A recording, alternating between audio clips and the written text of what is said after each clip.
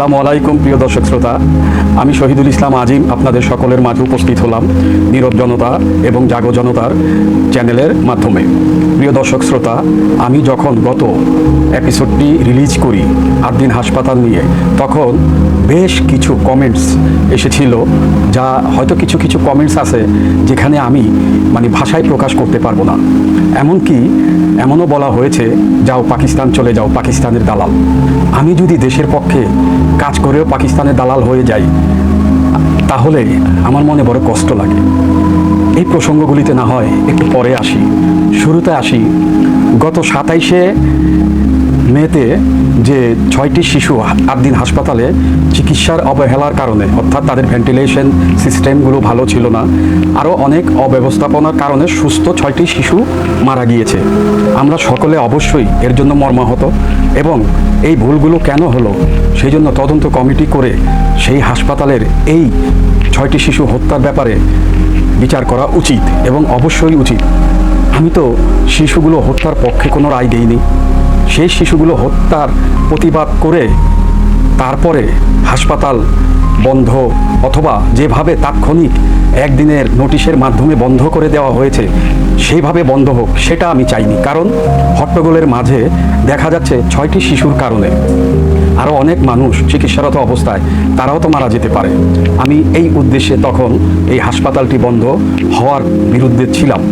কিন্তু আমি কিছু যুক্তি তুলে ধরি। প্রিয় দর্শক শ্রোতা, আমি মানুষ, আমারও ভুল হতে পারে। যদি ভুল হয় তাহলে অবশ্যই আপনারা মানুষ হিসাবে ক্ষমা করবেন, কিন্তু আমি অন্যায় করে থাকলে সেটারও আপনারা শাস্তি দাবি করবেন। আদ্দিন হাসপাতাল গত 97 সালে স্থাপিত হয়। 97 সাল থেকে আজ প্রায় 29 বছর যাবৎ চলে আসছে। তখন কি এটার প্রতি কারো কোনো খেয়াল ছিল না? এই যে আমরা যে স্বাস্থ্য অধিদপ্তরের মহাপরিচালক অধ্যাপক প্রভাত চন্দ্র বিশ্বাস, আমি আবারও নামটি বলছি, স্বাস্থ্য অধিদপ্তরের মহাপরিচালক প্রভাত চন্দ্র বিশ্বাস, অথবা তার আগে যিনি ছিলেন, তারা কি বছর বছর ইনভেস্টিগেশন করেননি? তখন কি এটার কোনো গত 27টি বছরে 27টি দোষ খুঁজে পাননি? আর যখন দোষ খুঁজেই পেলেন, তখন একদিনের নোটিশ না দিয়ে 1 সপ্তাহের নোটিশ দিলে কি হতো না? একদিনের নোটিশ দিয়ে যখন প্রভাত চন্দ্র বিশ্বাসকে জিজ্ঞেস করা হলো একদিনের নোটিশে রুগীরা যাবে কোথায়, তিনি বলল সেটা পার্শ্ববর্তী কোনো হাসপাতালে অথবা কোনো না কোনোভাবে ব্যবস্থা গ্রহণ করা হবে। আচ্ছা, ব্যবস্থা কি গ্রহণ করা হয়েছিল? আপনারা যারা সাংবাদিক ভাইরা আছেন, অথবা যারা আমার বিরুদ্ধে গিয়ে কথা বলেছেন, আপনারা আমার দর্শক, সমালোচনা আপনারা করতেই পারেন, তারা একবার তদন্ত করে দেখুন তো, এই হ্যারাসমেন্টের মধ্যে, এই যে হঠাৎ বন্ধ করে দেয় একদিনের মধ্যে এতগুলো রুগীকে হস্তান্তর করা, অথবা যাদের রিপোর্ট নেওয়ার বাকি ছিল রিপোর্ট নেওয়া, তাদের কি অবস্থা হয়েছে সেটা কি আমরা কেউ একবার ভেবে দেখেছি? ভাবা উচিত কি নয়? আমার আরেকটা প্রশ্ন, আদ্দিন হাসপাতালের পরিবেশ খারাপ, ভেন্টিলেশন অবস্থা ভালো নয়। বাংলাদেশে অনেক প্রাইভেট হাসপাতাল আছে যেগুলি হাসপাতালের যোগ্য নয়। এমনও প্রাইভেট হাসপাতাল আছে যেগুলিতে নার্সদের দিয়ে দেহ ব্যবসা করানো হয়। আমি যদি ভুল বলে থাকি, তদন্ত যারা করেন, এই দেশে যারা তদন্তে আছেন, তারা অবশ্যই জানেন। আমি সেই প্রসঙ্গ বাদ দিলাম। কয়টা হাসপাতালের পরিবেশ ভালো আছে? প্রাইভেট সবগুলো হাসপাতালের পরিবেশ কি ভালো আছে? অথবা সবগুলো হাসপাতালের পরিবেশ যদি খারাপ থাকে তাহলে বাদ দিয়ে দিন, সাথে সাথে বন্ধ করে দিন।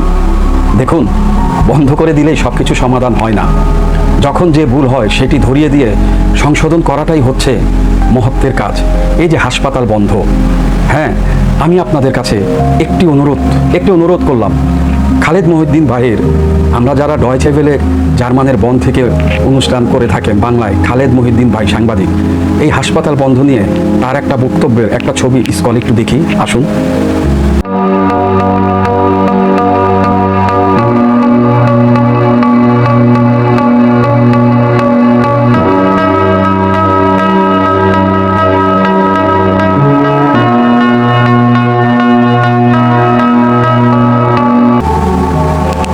প্রিয় দর্শক শ্রোতা, দেখেন, যদি আপনি দেশের হাসপাতাল বন্ধ করে দেন তাহলে অবশ্যই সবাই দেশের বাইরে চিকিৎসায় যাবে, বিশেষ করে পার্শ্ববর্তী দেশ, আরও দেশ, অনেকগুলো দেশে যাবে।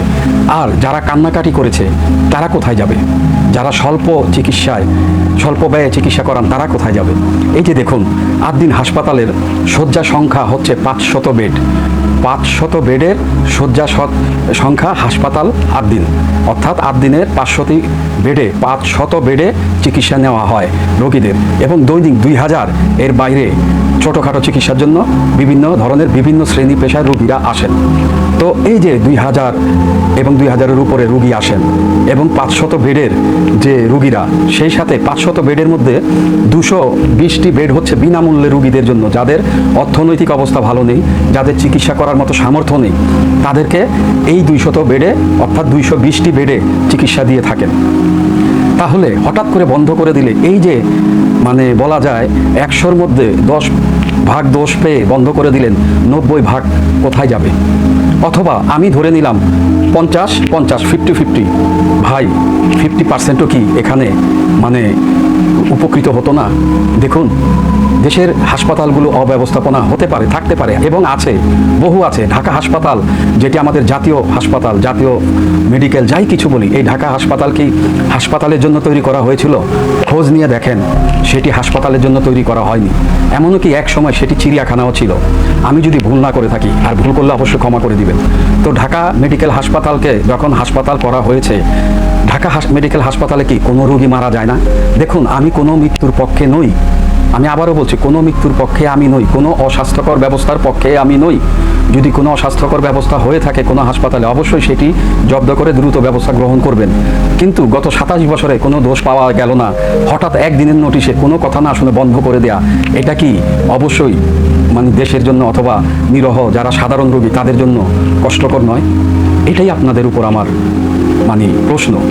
আমাকে যে যাই বকা দিয়ে থাকেন, যে যেভাবে বলেছেন, কেউ বলেছেন পাকিস্তান চলে যান, আবার এমনও কিছু লোক, তারা আমার শ্রোতা, তাদেরকে সম্মান দিয়ে বলছি, বলেছেন যে দেশে আসেন।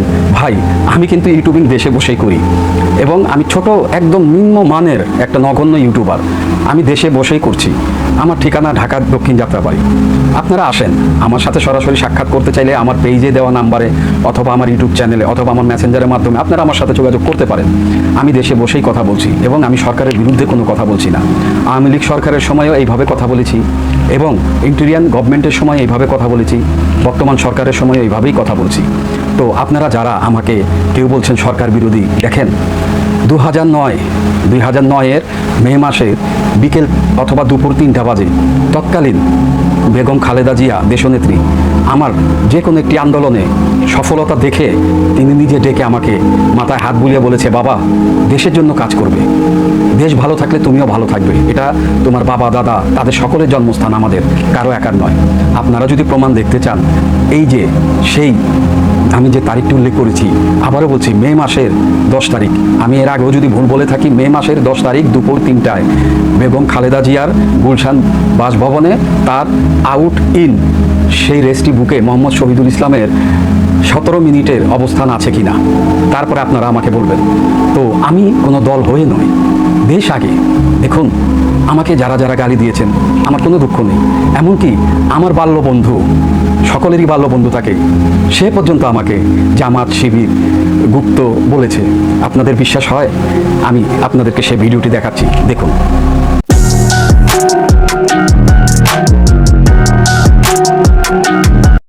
ঘুমা, ভালো করে ঘুমা, আল্লাহর কাছে মাপ চা। গুপ্ত হয়ে গেছিস আমি ভাবতেও পারিনি। ছি ছি ছি ছি, আজিম। হ্যাঁ, প্রিয় দর্শক শ্রোতা, আরিফুল হক আমার বাল্যবন্ধু, সে জানে আমি, সেও বলেছে ছোটকাল থেকে তোকে দেখেছি, তুই তো জামাতপন্থী নয় অথবা তুই তো রাজাকার নয়। হ্যাঁ, আমি জামাত, আওয়ামী লীগ, বিএনপি এসব কোনো কিছুর পক্ষে বিপক্ষে নয়। যখন যেটা যা বলার প্রয়োজন আমি তাই বলছি। আমার বলায় যদি কোনো ভুল হয় আপনারা ক্ষমা করবেন। পরিশেষে দুটি অন্য বিষয়ের ভিডিও আপনাদের সামনে উপস্থাপন করছি, আপনারা ধৈর্য ধরে ভিডিওগুলোর কথা শুনুন এবং ছবিগুলো দেখুন। আসুন।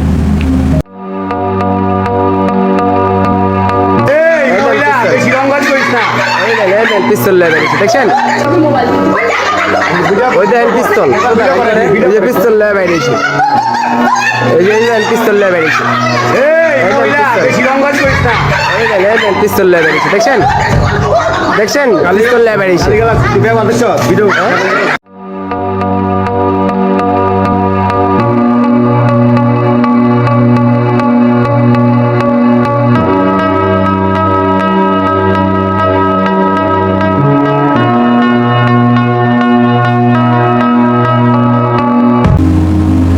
দর্শক শ্রোতা, আপনারা দেখেছেন দুটি ভিডিও।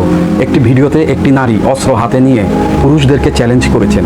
আমি আশা করি কর্তৃপক্ষ সেই RTV যে ক্যামেরাম্যান ছিলেন তার কাছ থেকে ওই মহিলাটির বিষয়বস্তু জেনে তারপরে ঠিকানা সব কিছু জেনে আপনারা ব্যবস্থা গ্রহণ করুন। একজন মহিলা প্রকাশ্য অস্ত্র নিয়ে এলাকার কিছু মানুষ অন্যায়ের প্রতিবাদ করতে যাওয়ায় তিনি অস্ত্র উঁচিয়ে তাদেরকে এইভাবে বলবেন, এটা বোধহয় আইনগত সঠিক নয়, এটিরও ব্যবস্থা গ্রহণ করা উচিত। এবং আরেকটি ভিডিও আপনারা দেখেছেন, দাড়ি লাগিয়ে জামাত সেজে তারা ইসলামিক লেবাস দেখিয়ে একটি কুকর্ম বলেন যাই হোক একটা কিছু করতে গিয়েছেন। আমরা এগুলির পক্ষে না। বিশেষ করে আমরা জামাত বুঝি না এবং কোনো ইসলামিক দল বুঝি না। আমরা মুসলমান লেবাসকে কারা ব্যবহার করে মুসলমানকে কুলুষিত করছে তাদেরকেও একবার দেখা উচিত, ভালো করে জানা উচিত। আমরা সব কিছু জেনে বুঝে কথা বলি এবং যারা আমাকে ভুল বুঝে কেউ আওয়ামী লীগের দালাল, কেউ পাকিস্তানের জামাতের দালাল বলে আমাকে বকাবাদ্য করেছেন, না ভাই, আমার সকল তথ্য সকল কিছু আপনারা আমার শুরুতে স্কলে দেখতে পারবেন।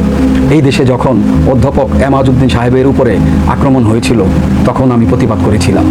যাই হোক, আমার বিস্তারিত আমার শুরুর স্কলগুলিতে দেখবেন। দেশের জন্য আমার কিছু হলো অবদান আছে আপনাদের দোয়ায়, আল্লাহর রহমতে।